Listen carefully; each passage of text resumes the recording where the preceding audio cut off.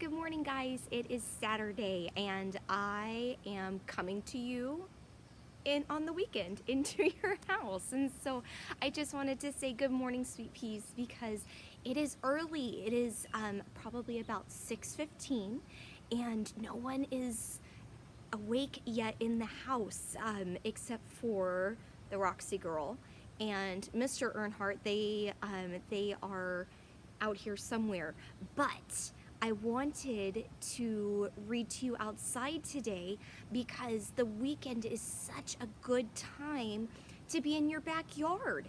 And there are so many cool things that you can find in your backyard, whether they're living, things that need air. Look, the man cub just came to join us for story time. So the man cub is living. He needs water, he needs food, he needs air, but then non-living things like this rock. This rock does not need anything to survive. It's just a rock. So there's some really cool things that you can find that are living and non-living just in your backyard. And guess what, guys? That's science. That is science in your backyard.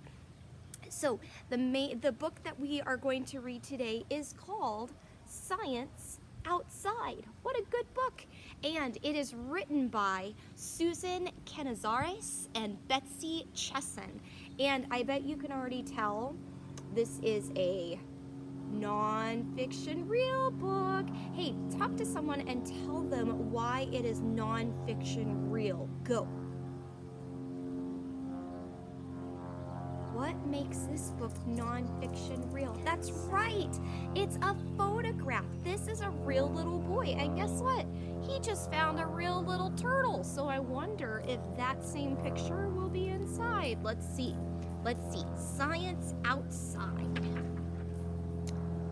What is science outside? Ooh, look at that. Those are some sight words. We know those. Science is looking and observing. Oh my goodness, look at that. You guys did that. You have looked through magnifying glasses. Have you ever looked through binoculars? Ooh, I wonder what they're seeing. Science is experimenting. Oh, I love this memory because do you know what it reminds me of? When we made bubbles in first quarter, when we were talking about friends, how friends stick together like bubbles. That makes my heart so happy. And testing. Do you know what I see? Kira, there's your bug box. And Sage. Sage made a bug box too.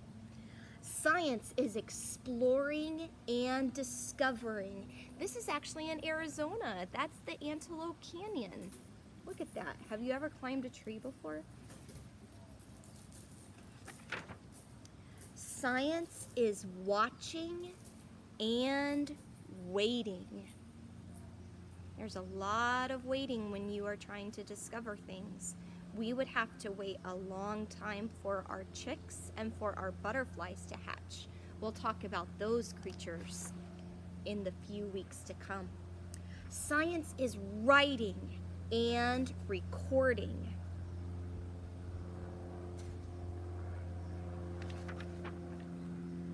Science outside is fun. And look, there's an exclamation point, so I needed to read that with expression. That's right.